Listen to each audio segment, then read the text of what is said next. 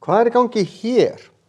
Hringur, punktur í miðjunni, horn teiknað úr punktinum í 2 punkta, punktana A og B. Vitum hornið á milli þessara geisla eða radíusa hérna. Þetta myndar hringgeira, þetta hér. Svo annað horn hérna sem endar í sömu punktum. Hvað þýðir þetta? Jú, við kallum þetta miðhorn í hring, af því að oddpunkturinn í horninu miðpunkturinn í hringnum. Og þegar við vitum hvað það stórt, þá vitum við líka hvað boginn stór. Hann jafn margar gráður, það að segja boginn frá A til B. Og þetta táknað stundum þannig að A, B og svona bogamerki á milli sé 80 gráður. Það að segja, og því að heill hringur 360 gráður.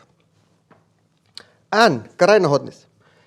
Ef oddpunkturinn út við hringinn, þetta kallum við miðhornmunið því að oddpunkturinn í miðjunni, þetta kallað ferilhorn. Því að oddpunkturinn við hringferilinn. Hringurinn sjálfur stundum kallaður hringferill. Og ef ég elti armana þá enda þeir í B og í A. Skiptir einhver máli hvort á undan. Þannig að þeir þetta horn spannar sama boga. Af því að það sama vegalengd á milli armana úr A yfir í B. 80, nema hér þetta þá helmingurinn af því. Ef ég veit ferilhornið, þá boginn helmingi stærri og miðhornið heldur en ferilhornið. Ef ég veit miðhornið og bogann eins og hér, þá ferilhornið helmingur af því.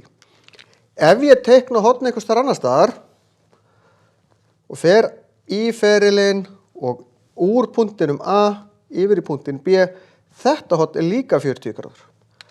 Af því að það spannar sama boga, út við hringferilinn, þess vegna ferilhorn og helmingurinn af því sem að boginn og miðhornið. Skiptir ekki öllu hvort miðum við miðhornið eða bogann. Miðhornið ekki alltaf sýnilegt, boginn það nú yfirleitt, því að við erum alltaf með armana út í einhver horn.